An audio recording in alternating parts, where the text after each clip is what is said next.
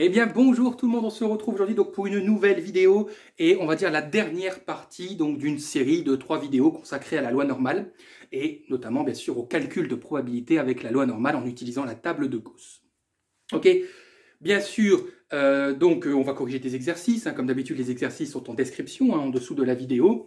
Donc c'est la dernière partie, donc je considère que tout ce que j'ai dit lors des 2 premières parties c'est acquis, c'est-à-dire que toutes les formules, toutes les propriétés que j'ai données, tous les pièges dans lesquels il ne faut pas tomber, etc. que j'ai présenté, pour moi tout ça c'est acquis. Donc allez voir d'abord les 2 premières parties avant celle-ci. Là la dernière vidéo c'est vraiment une vidéo résumée, c'est-à-dire on va s'entraîner sur des petits exercices. On pourrait presque dire que c'est la combinaison des 2 premières parties. Voilà, je vais dire ça comme ça. Donc n'hésitez pas à les faire d'abord par vous-même, si vous avez bien compris les 2 premières parties. Et si, à la fin de la vidéo, en ayant fait par vous-même les exercices avant de regarder la correction, vous avez tout bon, eh bien, je vous avais dit, lors de la première partie au tout début, que vous allez devenir les experts et les maîtres de l'utilisation de la table de la loi normale dans le calcul de probabilité. Allez, on y va.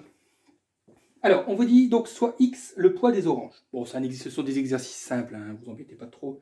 On vous dit donc que le poids moyen étant de 125 grammes et l'écart type de 7 grammes. Attention ici à l'unité, on est en grammes. Vous allez voir que c'est très important dans la suite de l'exercice. Calculez le poids moyen et l'écart type des filets constitués de 8 oranges. Alors, donc on vous dit que donc le X, c'est le poids des oranges.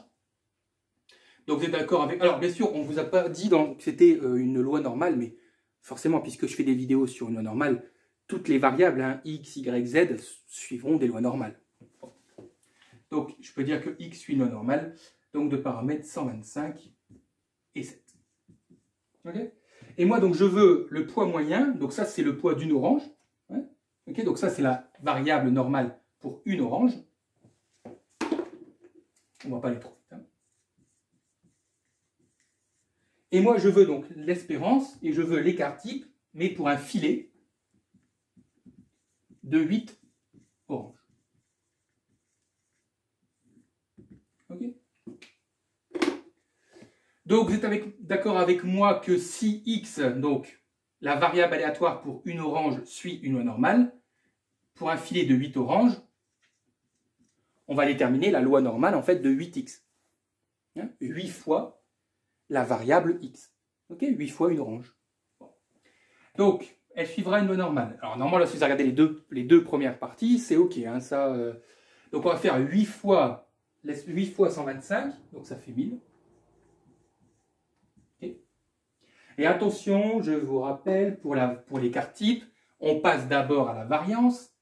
Donc, la variance de 8x, ce sera 8 au carré fois la variance de x. Ce qui fait 64 fois 7 au carré. C'est un écart type, ça. Alors, attendez, est-ce que j'ai les détails des calculs? Non, alors, excusez-moi, je n'ai pas les détails, mais ce n'est pas très grave. Donc, vous calculez ça. Et ensuite, vous prenez donc, vous faites la racine carrée de ça. Bah, ouais, voilà, en fait, vous pouvez taper sur votre calculatrice ça, racine de 64 fois 7 au carré, et vous obtenez donc 14 racines de 2. Okay. Donc, l'écart type, c'est 14 racines de 2. Voilà. Ouais. Alors, on vous dit soit Y le poids d'un filet d'orange. Y le poids d'un filet d'orange, un filet c'est 8 oranges. Donc, en fait, ce qu'on vient de déterminer là, c'est la loi de Y. Donc, on dira que Y donc, suit une loi normale de paramètre 1000, 14 racines de 2. Attention, je vais quand même... attendez. C'est important vraiment pour la suite. Ici, pour le moment, on raisonne avec des grammes. Bien. Alors, pour le transport, les filets d'orange sont placés dans des caisses en bois. Chaque caisse contient 20 filets. Donc, on va noter les informations ici. Donc, une caisse contient 20 filets. Ouais. Et ça, la Y, je vous rappelle, donc c'est la loi pour un filet.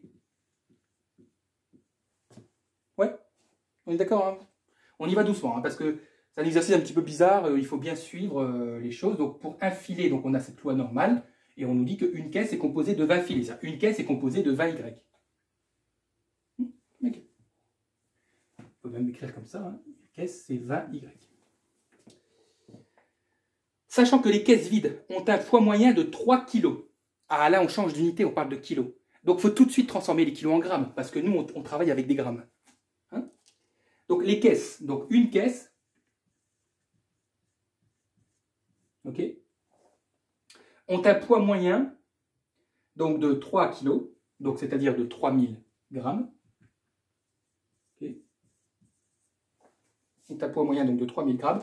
On peut même, allez, on peut même l'écrire sous forme de loi normale. On peut dire qu'une caisse donc, suit une loi normale. On va dire ça comme ça. Donc, son poids moyen, c'est 3000. Et un écart type de 0,3 kg. Donc, 0,3 kg, ça fait 300 grammes. Ok, donc une caisse suit une loi normale. Voilà, de paramètres 3300. Calculer le poids moyen et l'écart type des caisses pleines.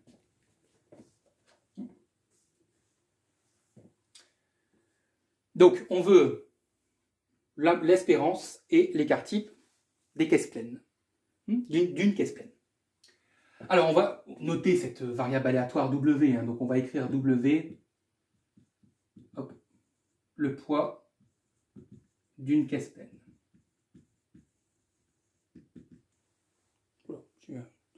Alors, W, c'est égal à quoi? Si on l'exprime en fonction de Y, là, de tout ce qu'on vient... Eh bien, W est composé, donc, je vous rappelle, de 20 filets. Donc, puisque une caisse contient 20 filets, donc c'est 20 Y. Okay. Plus le poids de la caisse vide. Donc, je ne sais pas moi, la caisse vide, notez T. OK? Une caisse vide. Hein? Donc, c'est le poids W, donc le poids d'une caisse pleine est composé donc du poids de 20 Y plus du poids de la caisse vide. Et donc, je pense que maintenant, on est habitué. Donc, on va pouvoir dire que W suit une loi normale. Donc, l'espérance, on va faire quoi? On va faire 20 fois l'espérance de Y, donc 20 fois 1000, plus le poids de la caisse vide, 3000. Et encore une fois, le plus difficile, entre guillemets, ça va être la variance. Donc, attention, donc la variance de W, c'est la variance donc, de 20Y plus T. C'est donc, attention, 20 au carré fois la variance de Y, plus la variance de T. Ça fait donc 400 multiplié, donc attention, ça c'est l'écart type, donc vous remettez au carré 14 racine de 2. Et la variance de T, c'est 300 au carré. OK? Donc vous calculez tout ça. Alors attendez, on en est où là? Et donc vous calculez tout ça, vous avez la variance, vous prenez la racine carrée, et vous avez un écart type de 20, après simplification, hein, racine de 617. OK?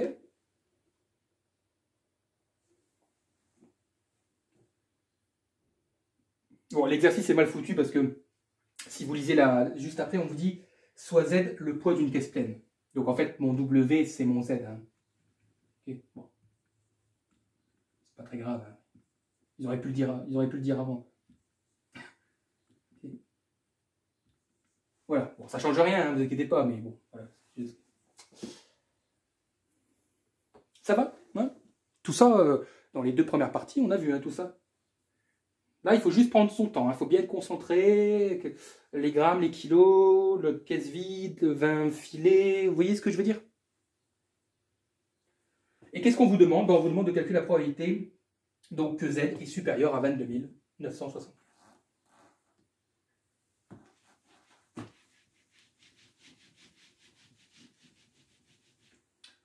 Donc, P de Z supérieur à 22 975.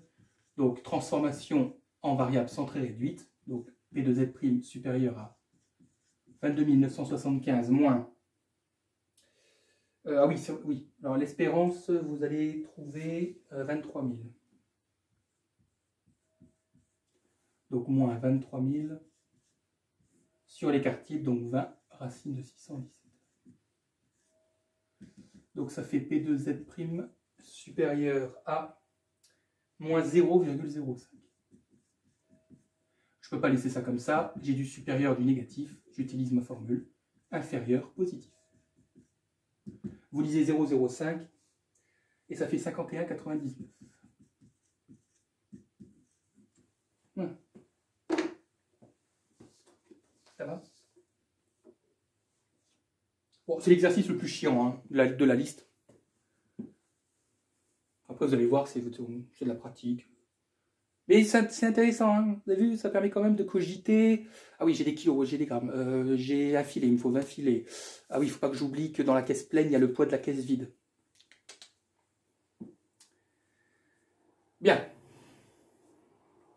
Je peux effacer, hein, vous mettez sur pause.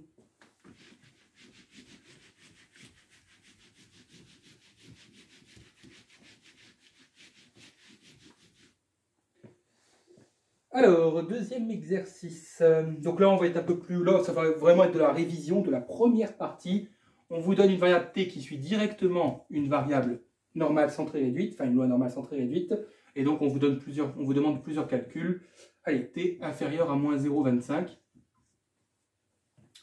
Donc on y va, ça fait 1. Pour ça, vraiment, je vous conseille, là, pour cette troisième partie, faites les exercices d'abord par vous-même, vous voyez, hein, puisque vous avez compris les deux premières parties. Donc t inférieur à 0,25. Je suis un peu là pour donner juste les résultats, quoi. Et donc ça fait 1 moins 0,5987, ce qui fait 0,43. Voilà. Ensuite, on vous demande P de t supérieur à 1,25. Le supérieur me gêne, donc ça fait 1 moins P de t inférieur à 1,25. Ça fait 1 moins 0,8944. Ça fait 0,1056. Ouais. Ensuite, un encadrement, donc moins 1,5 t 0,25, formule P de t inférieur à 0,25, moins P de t inférieur à moins 1,5. J'ai un problème avec celui-ci. Ça fait P de t inférieur à 0,25, moins 1, moins P de t inférieur à 1,5. Ça fait donc P de t inférieur à 0,25 moins 1 plus P de t inférieur à 1,5. Ça fait 0,5987 moins 1 plus 0,9332, ce qui fait en tout 0,5319. Okay, donc vraiment là, c'est vraiment pour vérifier vos résultats, qu'on soit bien d'accord. Et ça, on l'a vu lors de la première partie, donc il n'y a plus aucune surprise. Hein.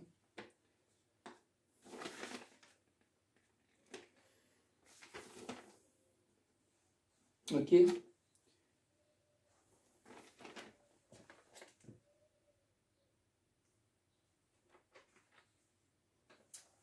Alors, la quatrième.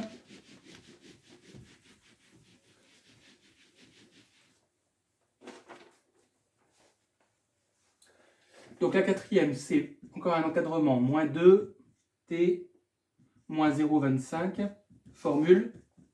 Donc, P de t inférieur à moins 0,25, moins P de t inférieur à moins 2. Là, j'ai deux soucis, donc il faut que je fasse 1 moins P de t inférieur à 0,25, moins 1 moins P de t inférieur à 2. Ce qui fait 1 moins 0, donc 59,87, moins 1, plus 0,97,72. Et ça fait 0,37,85.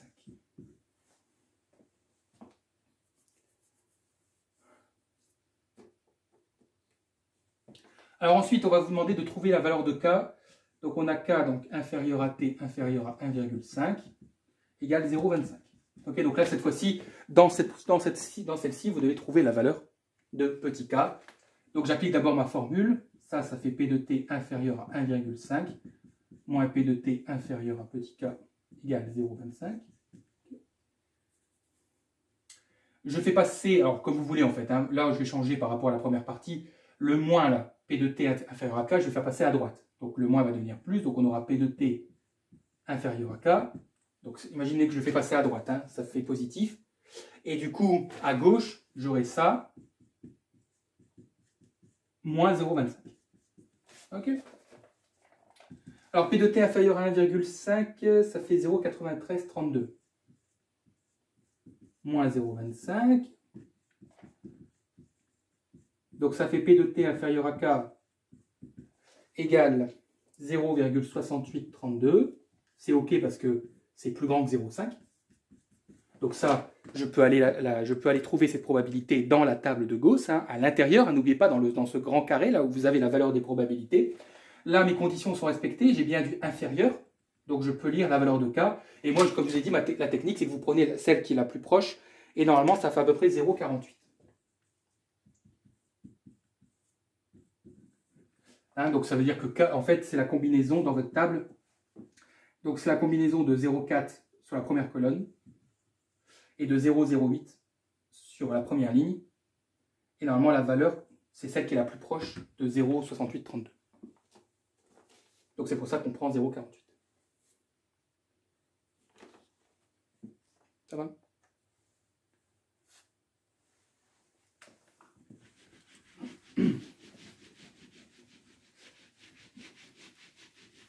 Oula. Éviter de tout casser. Alors on a P moins 0,2 T K. Donc encore une fois, on va devoir trouver la valeur de K. Donc rebelote, formule, donc P de T inférieur à K, moins P de T inférieur à moins 0,2 égale 0,05. Ok. Donc le P de T inférieur à K, je laisse à gauche, il ne gêne pas. Et donc à droite, j'aurai 0,05 plus P de T inférieur à moins 0,2. Ouais. Hein, donc le moins, je le fais passer à droite, donc il va devenir plus. Donc j'ai un souci puisque j'ai du moins, donc je vais écrire quoi? 1 moins P de T inférieur à 0,2. Donc on aura 0,05 plus 1 moins, donc vous lisez 0,2. Bon, moi j'ai fait tout de suite le calcul en tout. Hop. Voilà, donc vous faites ça plus 1 moins ça que vous avez trouvé. Et normalement vous devez obtenir 0,4707. Problème, c'est que c'est plus petit que 0,5. Donc je ne peux pas directement le lire. Je ne peux pas lire la valeur de K directement dans la table, puisque la table commence à 0,5. Donc c'est pas grave. Ce que je peux faire, comme on l'avait déjà dit hein, dans les autres parties, c'est que je vais changer le signe de K, je vais écrire moins K, et je vais faire 1 moins 0,4707. Donc ça fait donc P de T inférieur à moins K, égale à 0,5293. Ça, c'est bien plus grand que 0,5, c'est cool. Et donc, vous allez chercher la valeur la plus proche. Attention, hein, c'est la valeur de moins K, c'est pas la valeur de K, hein, c'est bien moins K. Donc, vous allez chercher le truc qui est le plus proche de 0,5293. Et normalement, si on est d'accord, vous devez trouver 0,08. Et donc, ça veut dire que K égale moins 0,08, hein, évidemment. Je vous ai déjà dit dans la première partie que K peut être négatif, il n'y a aucun problème.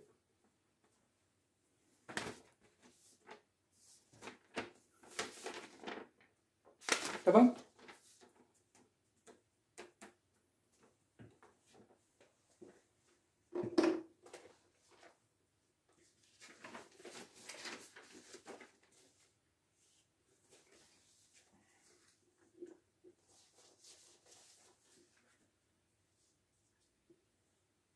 Bien. Voilà, donc là c'était vraiment du pur entraînement. Hein. Donc si vous avez eu bon à tout ça, là, à tout ce qu'on vient de calculer, bah, bravo, c'est que là vous maîtrisez très très bien la table de la loi normale. Hein, et donc vous avez réussi à éviter tous les pièges. Alors l'autre exercice, oui, là, il est un petit peu amusant. On vous dit que X, c'est le résultat à un concours qui suit donc une loi normale de paramètres 12 et 1,5 d'écart type. Il y a 4000 candidats qui ont participé au concours. Okay, et il n'y a que 200 admis. Okay, donc il y a 4000 candidats, mais il n'y a que 200 qui ont été admis. Paul a eu la note de 13,75. Et on vous demande, est-il admis? Est-ce qu'il fait partie des admis? Est-ce qu'il fait partie de ces 200? Bah, il a eu 13,75, bon bah, c'est bien joli, mais moi ce qui m'intéresserait, ce serait de connaître la note. Vous comprenez? Moi ce qui m'intéresse, ce serait de connaître la note, en fait ce qu'on appelle la barre d'admission, la note d'admission. La note à partir de laquelle on est admis. Ouais, bah, c'est pas bien compliqué. Comment déterminer cette note à partir de laquelle on est admis? Bah, il suffit de calculer la probabilité que X supérieure à cette fameuse note, que je vais noter petit k, ok, donc ça c'est ma note. Allez. La note supérieure donc, à celle que je cherche doit être égale à combien? Ben, il y a 200 admis sur 4000 candidats. Donc, ça doit être égal à 200 sur 4000. OK? La probabilité que la note est supérieure à la note d'admission représente le pourcentage d'admis parmi tous les candidats qui ont participé au concours. Donc, ça revient à déterminer ça. Donc, P de X supérieur à K. Ça, si je ne me trompe pas, ça fait 0,05. C'est ça. Et donc, on y va. On a un calcul de probabilité. Alors, attention, donc là, X ne suit pas une variable normale centrée réduite. Donc, je dois d'abord opérer le changement de variable pour avoir une variable centrée réduite. Donc, on aura X' supérieur à quoi? À K moins l'espérance sur l'écart type, égale 0,05. Ouais. Bon, ça, vous ne pouvez pas lire, c'est inférieur à 0,5. C'est inférieur, oui, 0,05, c'est inférieur à 0,5. Donc, on est très, très, très loin là. Alors, quel changement je peux faire? Parce que d'habitude, on avait dit que je pouvais changer le signe, mettre du moins. Écoutez bien, je pouvais mettre du moins et faire 1 moins 0,05. C'est ce qu'on faisait dans les exercices précédents. Je changeais le signe de ça et je faisais 1 moins ça. Mais là, pourquoi c'est pas la technique à adopter? Parce que regardez, moi j'ai du supérieur. Mais n'oubliez pas que pour lire dans la loi normale, il faut du inférieur.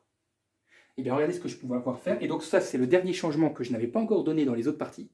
Donc vous voyez, on apprend encore des choses dans cette troisième partie. Retenez bien. Moi, je veux du inférieur, donc je vais avoir du inférieur. Donc j'aurai inférieur à K-12 sur 1,5. Vous savez qu'avec la loi normale, un changement implique un autre changement. Eh bien, en changeant le signe, le sens de l'inégalité à l'intérieur, je vais pouvoir écrire 1 moins 0,05 de l'autre côté. Ouais. Donc ça fait P2 X' inférieur donc à K-12 sur 1,5 égale à 0,95. Vous lisez 0,95 dans votre table, s'il vous plaît. Attention, vous n'allez pas obtenir la valeur de K en lisant 0,95. Vous allez obtenir la valeur de K-12 sur 1,5. Ça. Mais avec ça, on pourra déterminer K. Attention, Bon. Donc, si vous croisez, donc si vous regardez la valeur la plus proche de 0,95, normalement, vous devez trouver 1,60. Alors, 64 ou 65. Parce que si vous regardez 1,64 et 1,65, l'écart est exactement le même. Donc le mieux, c'est de prendre le milieu, c'est-à-dire entre 1,64 et 1,65, ça fait 1,645. Donc on va dire que K-12 sur 1,5 égale 1,645. Que j'ai pris en fait, je prends pile poil le milieu des deux parce que l'écart est exactement le même. Et donc là, vous résolvez cette équation et vous trouvez la note d'admission, c'est 14,47. On arrondit ça à 14,5 si vous voulez. Voilà, donc ça, c'est ce qu'on a. Ça, c'est ce qu'on va appeler la note d'admission. Le pourcentage de ceux qui ont plus que 14,47 doit représenter le pourcentage d'admis, 5%. Sauf que Paul, il a 13,75. Pas de chance pour lui. Paul n'est pas admis. Okay, donc Paul n'est pas admis. Ça, c'est la conclusion de l'exercice. Voilà, donc il suffisait juste de déterminer la note d'admission et c'est OK. Ça va pour ça? Alors, donc pour l'exercice maintenant numéro 4, bon, il est un petit peu particulier, il est un petit peu plus long, mais vous allez voir que si on a une bonne organisation, si on réfléchit correctement, ça devrait aller. Alors, on nous dit une segmentation du marché a permis d'orienter les achats de la façon suivante. Le produit P1 pour les personnes dont le revenu est inférieur à 28 000. Donc moi, je vais le noter comme ça. P1, R inférieur à 28 000. Bon, désolé pour le petit passage là, du camion. Le produit P2, on nous dit le revenu est compris entre 28 000 et 33 000. Donc je vais noter comme ça. R est supérieur à 28 000, mais inférieur à 33 000. Et le produit P3, pour les personnes donc, dont le revenu est supérieur à 33 000. R supérieur à 33 000. Bien. Vous avez vu, quand vous notez comme ça les informations, progressivement, voilà, c'est clair. Sachant que chaque unité P1 contient 500 g d'acier. Donc, pour un P1, on a 500 g. d'acier. Chaque unité P2, donc pour 1 P2, on a 600 grammes d'acier. Et pour chaque unité P3, donc pour 1 P3, on a 650 grammes d'acier. Sachant que R, le revenu, suit une loi normale de paramètres 30 000, 4 000, et que le nombre de produits qui seront vendus est estimé à 200 000, alors ça, comment je peux le modéliser mathématiquement? Le nombre de produits qui seront vendus est estimé à 200 000. Bah, c'est tout simplement la somme des trois produits. C'est la quantité de P1 plus la quantité de P2 plus la quantité de P3. Ouais. Donc, P, donc c'est égal à P1 donc plus P2 plus P3. Et on nous dit qu'il est estimé, bien sûr on est en probabilité, on n'est pas en statistique. Donc tout ça ce sont des estimations. Ok, 200 000. Estimer la quantité d'acier nécessaire. La quantité d'acier totale nécessaire. Bon. Ben, écoutez, on va procéder tout simplement en 3 étapes. Regardez. La première chose à savoir, c'est d'estimer la proportion de chaque produit. Par exemple, est-ce qu'il y a 40% de P1, 30% de P2, 30% de P3, ok? Pourquoi? Parce que si je sais qu'il y a par exemple 60% de P1, bah, ça veut dire que je connaîtrai le nombre de P1. Il suffira que je fasse 60% de 200 000. Ouais. Et en connaissant le nombre de P1, bah, il suffira que je multiplie par la quantité d'acier pour 1 P1. Ok? Donc je vous dis 3 étapes pour répondre à la question. Donc vous allez les comprendre au fur et à mesure. Donc la première étape, c'est d'estimer la quantité, la proportion de P1, de P2 et de P3. Bah, écoutez, si P1 c'est le revenu quand R est inférieur à 28 000, eh ben, calculons tout simplement, puisque R suit une loi normale, calculons P de R inférieur à 28 000. Okay. Donc changement de variable, ça fait R' inférieur à 28 000 moins 30 000 divisé par 4 000. Ça fait donc P de R' inférieur à, à moins 0,5. Donc là, transformation, 1 moins P de R' inférieur à 0,5. Allez lire donc 0,5. Vous faites 1 moins 1 et vous obtenez 0,3085.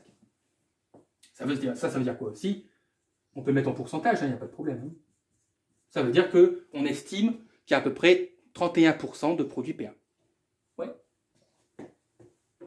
Donc P1, ok, on va mettre, je vais mettre en pourcentage, hein. Donc 30,85% de P1. Et je vais faire ça pour bien sûr P2 et P3. Hein, vous me suivez hein, la logique là, de l'exercice?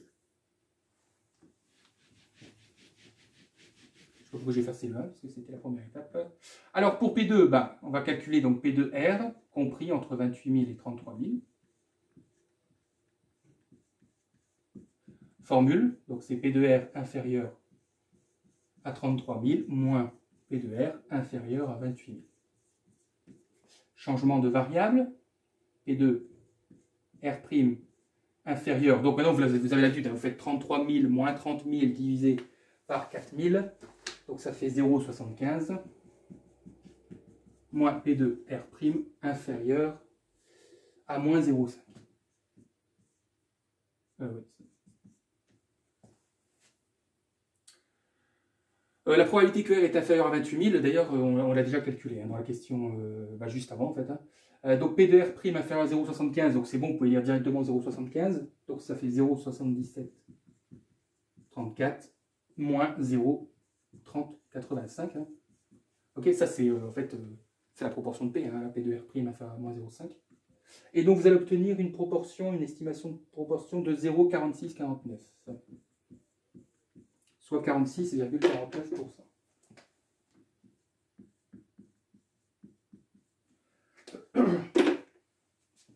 Oui.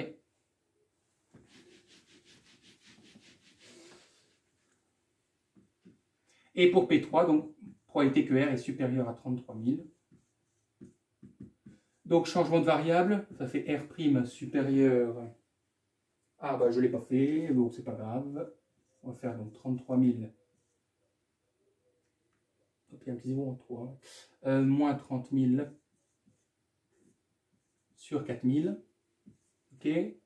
Alors, je n'ai pas le résultat de ça, mais c'est pas grave. Donc là, on doit opérer, n'oubliez pas, un changement puisqu'on a du supérieur. Donc on va faire 1 moins P2R' inférieur donc à, en fait ça va fera 3000 sur 4000, ça fait 3 quarts, ça fait 0,75. Voilà. Voilà, hop. Vous calculez tout ça, vous allez voir dans la table, et en tout, donc à la fin, vous allez obtenir 0,2266, soit 22,66% de P3. Ok, bien. Et d'ailleurs, ce qui est assez, peut-être pas magique, quand même pas, c'est que si vous additionnez, vous trouvez 100%. Hein. La somme, là, ça fait 100%. Bon, okay. C'est logique, c'est tout à fait normal. Donc je sais qu'il y a 30%, à peu près 31% de P1, 46% de P2 et 23% de P3. Je sais qu'en tout, il y en a 200 000. Donc calculons le nombre de P1, le nombre de P2 et le nombre de P3. Donc, nombre de P1. Et bien, ça sera tout simplement 30,85% multiplié par 200 000. Okay. Le nombre de P2, j'ai bougé ma tête, hein, après vous inquiétez pas, 46,49% multiplié par 200 000. Et le nombre de P3, ce sera 22,66% multiplié par 200 000.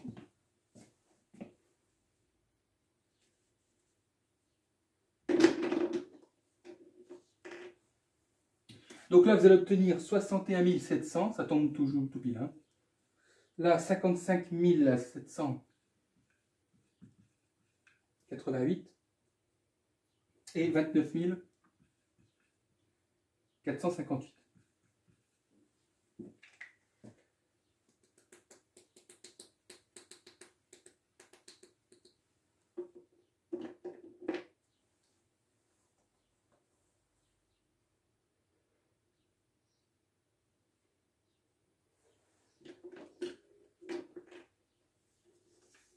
Oui, ça va?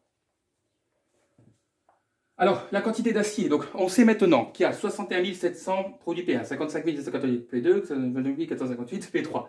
Et on sait que pour un P1, il y a 500 grammes d'acier. Bah là, encore une fois, on va devoir multiplier. Alors, je vous conseille vivement de transformer en kilos, parce que si vous faites 500 multiplié par 61 700, ça fera beaucoup de grammes, non? Donc moi, je vous conseille plutôt de directement ici exprimer en kilos. Donc 500 grammes, c'est 0,5 kg. Là, c'est 0,6 kg. Et là, c'est 0,65 kg. Okay. Donc vous faites 61 700 multiplié par 0,5. Bien sûr, là, vous allez obtenir un nombre de kilos. Ouais, puisqu'on exprime en kilos. Là, vous multipliez par 0,6. Et là, vous multipliez par 0,65. Donc, pour P1, vous allez avoir 30 850 kg d'acier. Pour P2, 55 788 kg. Et pour P3, 29 458 kg. Ce qui nous fait un total de 116 096 kg d'acier. Ok? J'espère que vous avez compris la logique de cet exercice. On calcule d'abord la proportion des produits, ensuite on détermine le nombre de produits, et à partir de là, on peut déterminer facilement la quantité d'acier. Donc c'était plus un exercice de réflexion même. Ça peut être typiquement un exercice d'examen, hein, pour un exercice d'examen sur la loi normale.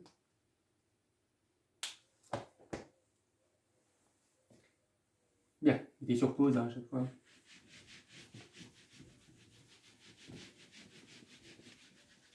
Alors le suivant, bon, vous allez voir les deux derniers, c'est encore une fois c'est vraiment de la pratique pure et dure. Hein. On a fait le plus difficile. Hein. Alors l'exercice, donc c'est le 5. Oui. Donc on nous dit quoi? On nous dit X, donc indemnité perçue en cas de dommage, suit donc une loi normale, 7000, 1500. Ok. Et puis on demande donc premièrement de calculer P de X moins mu inférieur à K égale 0,25, enfin plutôt on vous demande de trouver la valeur de K. On a déjà eu affaire hein, à ce genre d'exercice, trouver la valeur de K. Alors mu c'est l'espérance, donc mu c'est 7000. Donc ça fait P de X moins 7000 inférieur à K égale 0,25. Vous faites passer le moins 7000 à droite, donc on aura P de X inférieur à K plus 7000 inférieur à 0,25. On doit faire le changement de variable pour avoir une variable centrée réduite. Donc P de X' inférieur à K plus 7000 moins 7000 sur l'écart type 1500 égale 0,25. Ce qui nous fait P de X' inférieur à K sur 1500 égale 0,25. J'ai un petit problème. C'est que 0,25, ça n'existe pas, puisque dans la table, dans le carré où il y a les probabilités, on commence à 0,5. Mais vous connaissez maintenant la technique. Il suffit laisser le inférieur, puisqu'il nous faut du inférieur. Hein, pour lire dans la table, il faut du inférieur, mais vous changez le signe. Vous mettez moins K sur 1500. Et là, vous écrivez 1 moins 0,25, c'est-à-dire 0,75. Il faut vous habituer maintenant de plus en plus rapide. Donc, vous prenez 0,75, ici, hein, vous essayez de trouver à peu près la valeur la plus proche hein, de 0,75, et puis vous lisez la première ligne et la première colonne. Et donc, normalement, vous trouvez 0, donc moins K sur 1500 est égal à... Qu'est-ce que j'ai fait? Attendez, je vais prendre la table normale. Alors, attendez 2 petites minutes.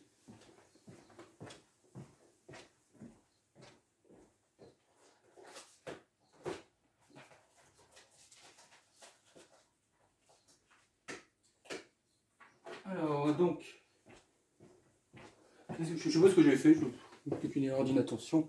Alors, 0,75 dans la table, on est plus proche de 0,68. Hein. Oui. Donc, du coup, ça fait 0,68. Qu'est-ce que j'ai été écrire 0,77. Ouais. Du coup, j'ai pas le bon résultat, mais c'est pas grave, vous pouvez le faire. Donc, moins K égale 0,68 multiplié par 1500. Donc, K égale moins 0,68 multiplié par 1500. K sera négatif, hein, c'est pas un problème. Faites-le, hein. Ok, excusez-moi, j'ai fait une erreur d'inattention, donc j'ai pas le bon résultat. Vous tapez ça, et puis voilà. Vous avez la valeur de K.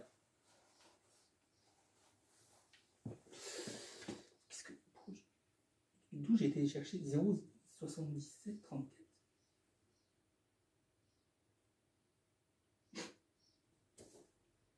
Ah oui.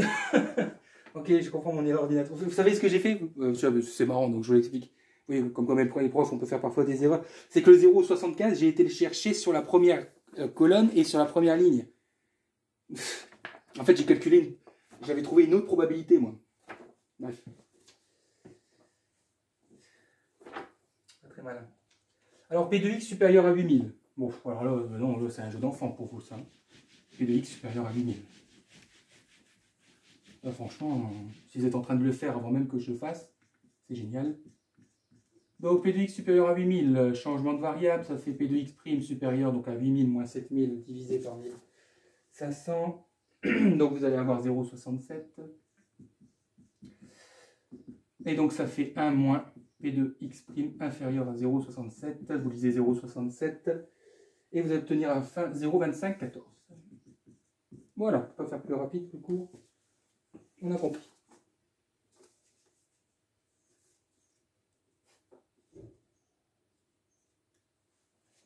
Voilà.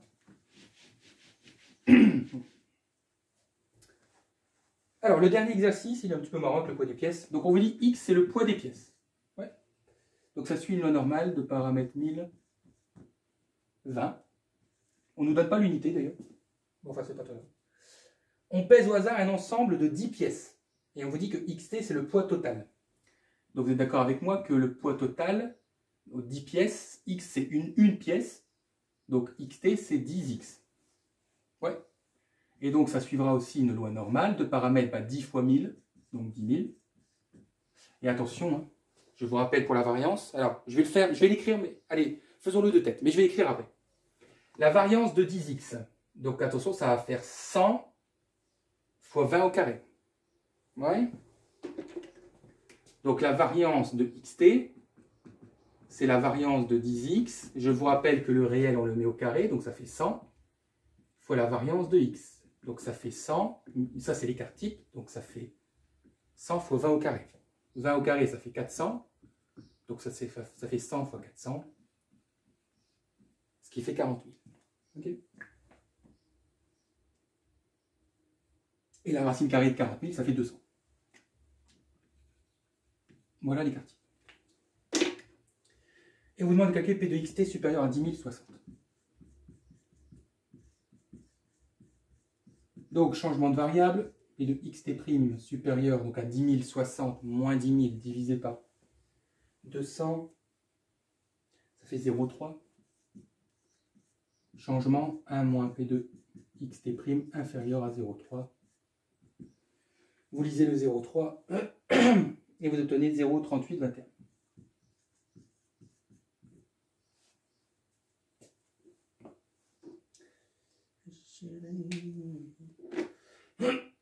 Oh là.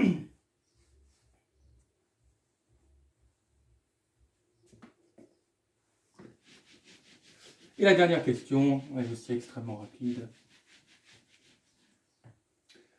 On pèse au hasard 3 pièces, on multiplie le premier résultat par 2, on additionne les deux autres résultats. C'est ce qu'on voit dans la... Et on vous demande donc du coup de calculer P de 2x1 supérieur à x2 plus x3. Okay. Donc chaque x, x1, x2, x3, vous êtes d'accord avec moi, suivent la même loi que x. Hein. C'est les mêmes, puisque on dit qu'on prend au hasard 3 pièces, hein, donc on prend au hasard 3 variables x, mais les variables sont bien sûr identiques. Donc x1, x2 et x3, alors je vais noter comme ça, x1, x2, x3, on peut mettre des accolades, suivent la même loi. Hein. Qu'on soit bien d'accord. Bon, écoutez, moi je pense que le mieux c'est de faire passer x2 et x3 de l'autre côté. C'est-à-dire en fait, cette probabilité-là, ça revient à calculer la probabilité de 2x1 moins x2 moins x3 supérieur à 0. Voilà. Mais avant ça, nous devons déterminer la variable, la loi normale de cette variable. On va l'appeler y. Donc 2x1 moins x2 moins x3 suit une loi normale. Je vous rappelle pour l'espérance, qu'on soit bien d'accord. Je le refais une dernière fois, puisque c'est la dernière partie de la série. Donc l'espérance, ce sera 2 fois l'espérance de x1 moins l'espérance de x2 moins l'espérance de x3. Ok? Donc ça fait 2 fois 1000, ça fait 2000, moins 1000, moins 1000. Et oui, ça fait 0. Et la variance, attention, donc 2x1 moins x2 moins x3. Je vous rappelle qu'on élève les réels au carré. Donc 2 au carré, ça fait 4 fois la variance de x1. Et tous les moins se transforment en plus. Donc plus la variance de x2, plus la variance de x3. Alors c'est pas bien, ils ne nous ont pas dit que c'était indépendant. Et moi je vous dis que c'est indépendant. Ok. Je ne vais pas commencer à déterminer la covariance de 3. Vous avez compris. Ils ne disent pas? Vraiment? Ah non. Ok. Bon, c'est pas cool, mais c'est bien indépendant. Donc du coup, c'est 4 fois 20 au carré, attention. Donc 4 fois 400, plus 400, plus 400. 4 fois 400, ça fait 1600. 1600 plus 400, ça fait 2000. Donc ça fait 2400. Et donc l'écart type, c'est la racine carrée de 2400. Ça se simplifie, hein, je crois que ça fait 20 racines de 6. Vous pouvez écrire aussi 20 racines de 6. Ok?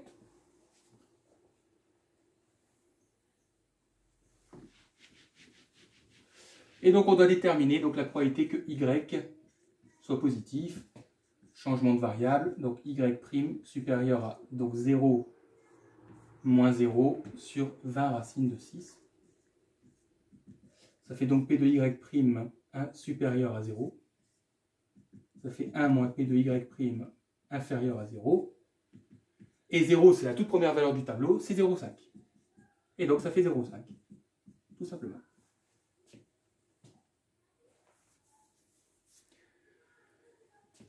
Pourquoi je souffle?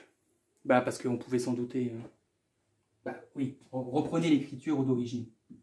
On veut P de x1 supérieur à x2 plus x3.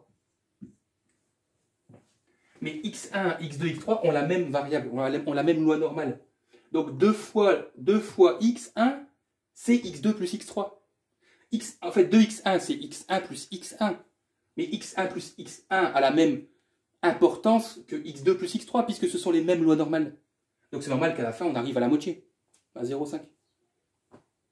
Voilà. La probabilité pour que 2 fois la même loi est supérieure à 2 fois la même loi, bah, c'est 50%. Voilà. Mais bon, on ne peut pas répondre à la question comme ça. Il nous faut des calculs, c'est pas de la logique. Enfin, c'est de la logique, mais bon, on ne répond pas comme ça à un examen. Ça va? Ouais. Je vais me mettre là-bas parce que j'ai l'impression de gêner. Bon voilà, bah, c'est tout pour aujourd'hui. Donc c'était la dernière vidéo hein, donc, de la série. Et donc bah, voilà, bah, on se retrouve très vite mes amis pour de nouvelles vidéos et bon courage à toutes et à tous.